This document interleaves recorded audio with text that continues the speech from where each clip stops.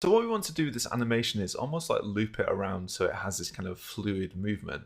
At the moment, ours just kind of linearly gets bigger and bigger and bigger and then never stops and never comes back around. So what we want to do is actually add some natural movement to this. Now, the first thing I'm going to do is abstract some of this stuff away. Now, what I mean by that is at the moment we have frame count, and frame count being the kind of value of the thing that changes. But I don't want it to be just a linear frame count each time. But let's kind of start to figure this out a little bit more. So I'm going to add some space in here. I'm going to add in something called let. Let means basically save something to a value. I'm going to call it the value of what this wave should look like. Now, at the moment, I've got it as just frame count. Now, if I want to just replace frame count here with val, and val, it will look exactly the same. It's just basically copy and pasting this from here, here, and here. So we should get something that looks the same. Now, what I could do is make that go faster by multiplying that. So I can do asterisk 2, and that will just double how quickly that goes. But that's kind of not what we want either. We might want to slow it down by doing 0.0, 0.5. That will be really slow. So we'll get something like that. It just takes a long time to actually do the thing it needs to do. So how do you actually kind of add some proper math to this to make it work? Now what we're going to use, and I'll kind of do this very quickly, is use sine.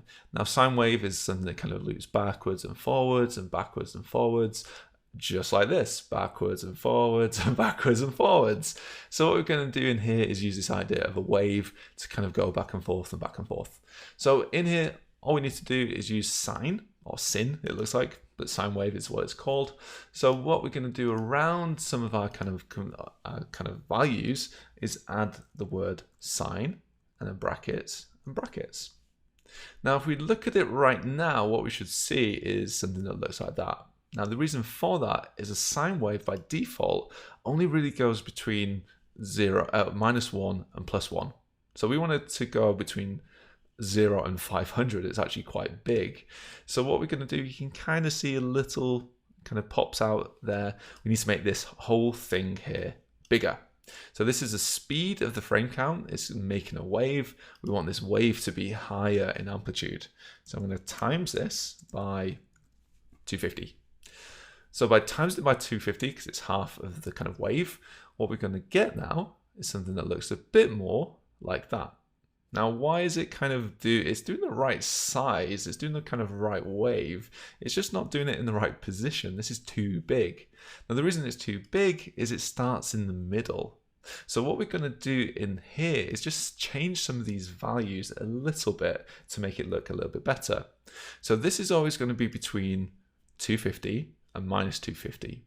So here what I want to do is add 250 to this, and basically do the same thing in here. So I want 250, but minus val. And here, I want 250 plus val. So what we're going to get is this in the middle, and then this wave kind of going between the two. So by just changing a few things, we have this kind of sine wave in place. Now, if I want to change how big this wave gets, I can just change how big this number gets. So let's change it to, I don't know, 450. So let's see it now. It kind of goes off the page because this wave is getting bigger on off the kind of the edges of the page. Now, if I want to make this a slower wave in terms of like movement, I can actually just slow this down. So maybe 0.01, 5 times as slow. So we've still got the amplitude, the kind of how wide the wave is. We've just slowed it down, the frequency of the wave. So just by adding this tiny little bit of math, we've got two numbers that we can play with now. How fast this is and how wide this is. But this is kind of how we add kinetic type to our page. It's actually simpler than it looks. So I'm going to keep these values as they were. And as you can see, it's pretty straightforward to do kinetic type. And I'm going to extend a lot more on this in the next project.